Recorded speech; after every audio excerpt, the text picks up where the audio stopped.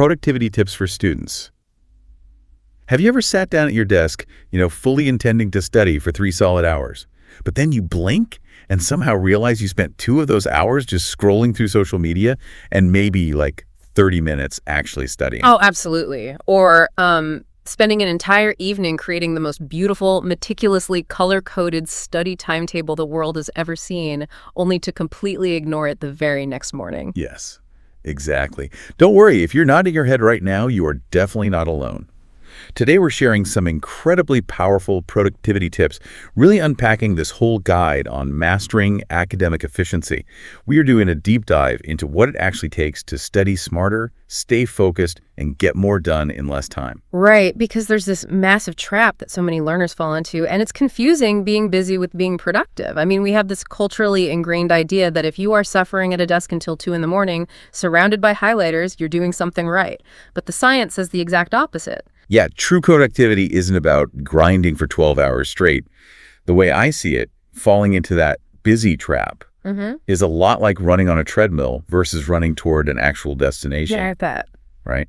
Because both are going to make you sweat and both will leave you completely exhausted, but, only one actually gets you somewhere. You can run on a treadmill for 3 hours, step off, and you're in the exact same room. Exactly. It's about working with your brain's natural cognitive rhythms, not against them.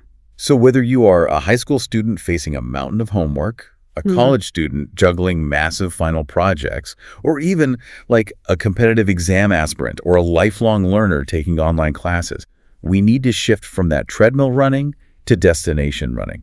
And doing that means we have to look at the blueprint before you even open a single textbook. Yeah, you cannot reach your destination if you don't know where you're going. The source material is super clear about the sheer friction caused by vague goals. Vague goals? Like what, for example? Like sitting down and saying, I am going to study math today. Oh, I've done that so many times. We all have. It sounds responsible, but neurologically, it is a disaster. Studying math has no finish line. Your brain doesn't know what completion actually looks like. Right, so your brain is just constantly asking, are we done yet? Is this enough? Exactly. Your prefrontal cortex is just burning through energy trying to figure out if you've done enough work. Which totally explains why it's so easy to just pick up the phone instead. You haven't given your brain a defined target, so the default mechanism is just to seek out an easy dopamine hit. Yes. But if you shift that to a hyper-specific actionable target, something like, I will complete Chapter 5 and solve 20 practice questions, you instantly eliminate that cognitive friction. You know exactly when you can stop. Which ironically makes it way easier to start. Right. You are removing that continuous decision-making process that just drains your mental energy. And this actually scales up to how you structure your entire day. The guide provides this highly structured example schedule. Waking up early, exercising, setting specific blocks for revision, sleeping by a set time. Okay, wait, I do have to push back on that a little bit. Sure.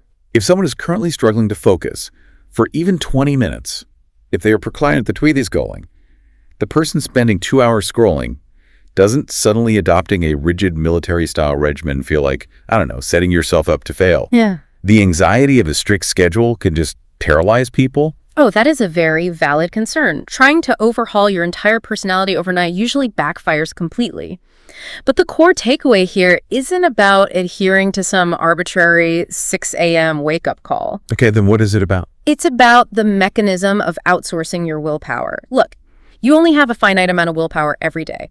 If you decide at 8 p.m. the night before exactly what you're going to study the next day at 4 p.m., you don't have to negotiate with yourself when 4 p.m. rolls around. Oh, I see. The schedule becomes the boss. Exactly. You are just executing a pre-written program. Any preset routine, even a really loose one, saves your brain from having to expend energy deciding what to do next. You don't have to rely on motivation because motivation is basically just a fleeting emotion. Yeah, motivation depends on, the weather or if you had a good lunch. Routine is reliable. You're preloading the decisions so your battery is full for the actual studying. Beautifully said. And because that cognitive battery is precious, we really have to talk about where we direct that energy. The guide leans heavily into the 80-20 rule, the Pareto principle. Right. The idea that 80% of your results come from 20% of your efforts. But how does this student actually apply that to a massive 500-page textbook?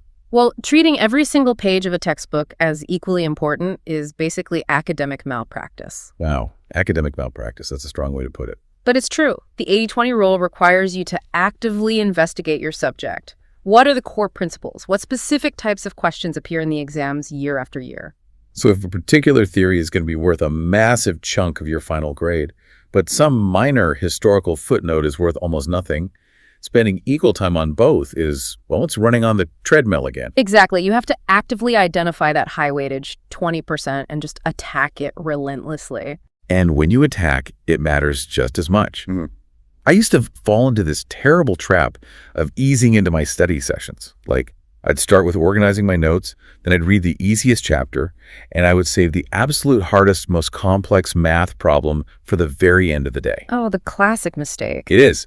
It's essentially treating your brain like a smartphone battery starting at 100%. Yeah. If you spend the first 40% of your battery doing low-level tasks, your brain is going to literally die right when you try to open the heavy, complex application. That is precisely the biological mechanism at play. Your brain burns massive amounts of glucose when deciphering new, complex material. You have this relatively narrow window of peak cognitive energy. Usually right at the start of your focused work, right? Yeah, exactly. If you save the most daunting subject for when you are already 3 hours into studying, your cognitive resources are severely depleted. The neural pathways literally do not have the fuel they need. You have to prioritize the most difficult subjects first. Okay, so we've defined our targets, we outsourced our willpower, we found the 20%, we're tackling the hardest subject first, we finally sit down to do the work, and then the phone buzzes. The ultimate boss fight. Seriously. Because all this brilliant planning crumbles instantly if we don't protect our focus. We live in a world engineered to distract us. The guide is super blunt about this. Distractions are the primary enemy. But to really understand why, we have to look at the switching cost. The switching cost. Yeah, a lot of people think, oh, I'll just check this text message. It takes 2 seconds. But neurologically, it does not take 2 seconds. The moment your eyes leave the complex problem you're solving to read a message, your brain completely switches contexts. It drops the study material to load up your social life? Yes. And once you put the phone back down, it can take your brain upwards of 20 minutes to fully re-enter that previous state of deep focus. 20 minutes? Wait, so you are shattering your concentration for 20 minutes just to get a 2-second dopamine hit? Exactly, which is why the solutions in the guide are so uncompromising.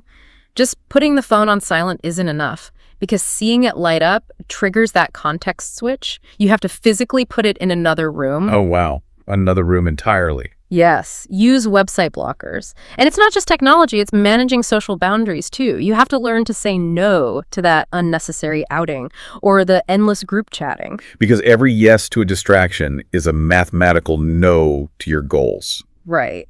But there is a nuance here regarding small tasks. The source introduces the 2-minute rule. Okay, what's that? It suggests that if a tiny task takes less than 2 minutes, like replying to an urgent message or organizing a messy folder, you should just do it immediately rather than putting it off. Okay, wait, I have a logistical question about that. If I remember I need to send an urgent email right in the middle of my deep study block, stopping to send it triggers that massive switching cost we just talked about.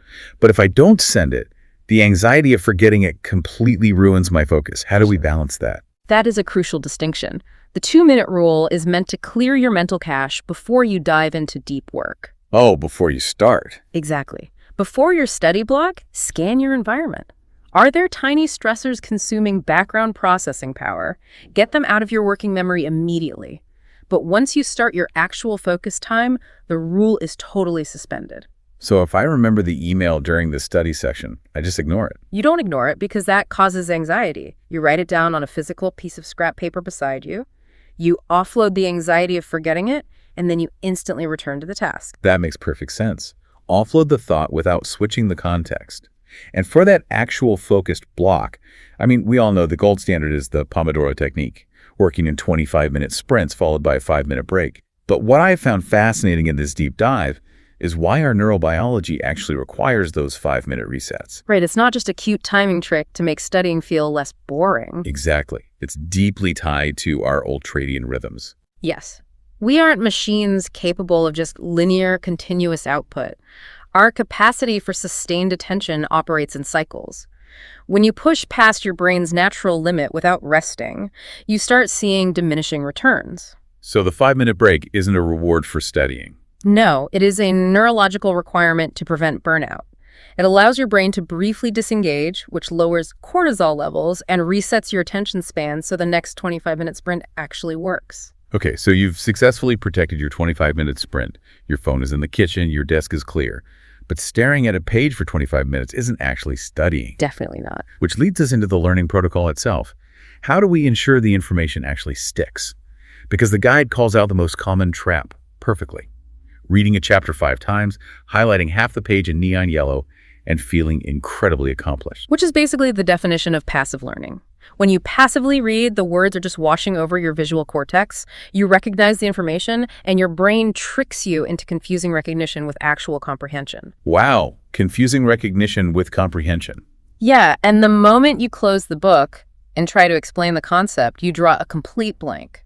It's basically like watching someone else lift weights and hoping you get stronger. That is a great analogy. Right. You're in the gym, you see the work happening, you recognize the equipment, but your own muscles aren't engaged at all. Active learning, teaching it to a friend, taking practice quizzes, making flashcards, that is when you actually pick up the dumbbells yourself. That perfectly captures the mechanism of forced retrieval, the sheer mental struggle you feel when trying to recall a fact without looking at your notes. That struggle is exactly what signals your brain that this information is important. So if it doesn't hurt a little bit, you aren't learning it. Basically, yeah. That struggle forces the brain to strengthen the neural pathways. If you aren't struggling to recall it, you aren't encoding it. Which completely reframes how we should take notes. I mean, we've all heard of the Cornell method or mind mapping, but it's not really the visual format of the page that matters, is it? Not at all. It's the cognitive process the format forces you into. Like with the Cornell method, you aren't just transcribing a lecture word for word. You have to synthesize it into a few key questions on the side and then write a summary at the bottom. Exactly. The act of summarizing is forced retrieval in real time. You are translating the information into your own cognitive framework, which makes it yours. But even a brilliant summary is going to fade if you don't maintain it. And the guide emphasizes spaced repetition. Specifically, revising material after 1 day, after 1 week, and after 1 month. Yes, the classic timeline. I want to dig into the why there, because telling a busy student they have to review the same material 3 different times just sounds like a massive amount of extra work. I know, it sounds like extra work until you understand the forgetting curve.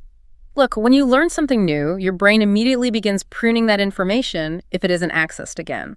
By the very next day, a huge chunk of it is just gone. Gone. Just deleted to save space. Exactly. But when you force your brain to recall it just 1 day later, you sharply interrupt that decaying process. You basically tell your nervous system, hold on, we still need this. Okay, so that's day 1. Right.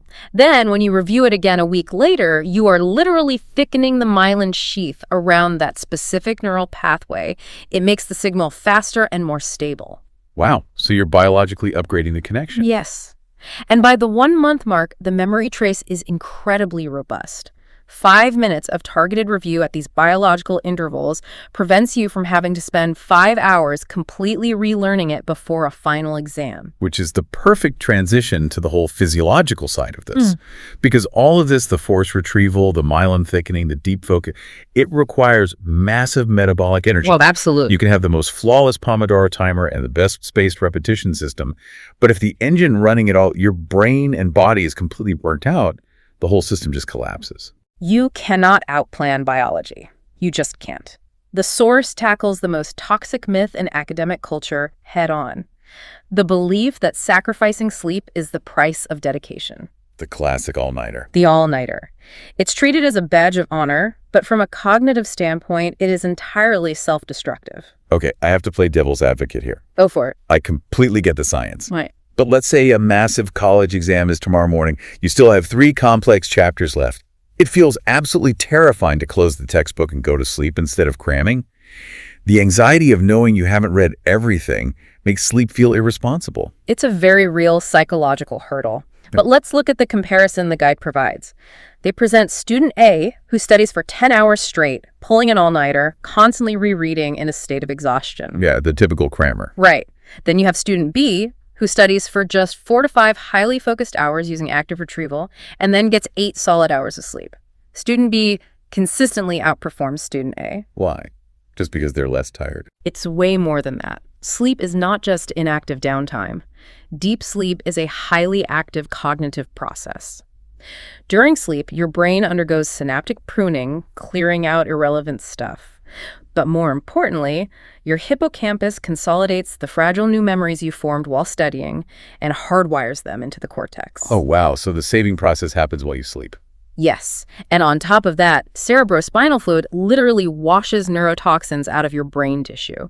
If you cram all night and skip sleep, you are essentially doing all the hard work of studying, but you are hitting power off before your brain has the chance to save the files. You're studying with the record button turned off. Exactly. You are studying with the record button off. That completely changes the risk assessment for me. The real risk isn't going to sleep. The real risk is doing all the work and physically preventing your brain from keeping it. Bingo. And this physiological maintenance doesn't stop at sleep either. The guide highlights daily exercise. It notes that even a simple 20-minute walk drastically reduces stress hormones. It refreshes the mind naturally. It resets your dopamine levels without the crash that comes from, scrolling through TikTok. It's about building a sustainable ecosystem for your mind. And that ecosystem includes how we interact with our tools, right? Tech gets a bad rap, but it can be a huge multiplier. Oh, definitely. Used with intention, technology is amazing. Digital calendars structure your willpower.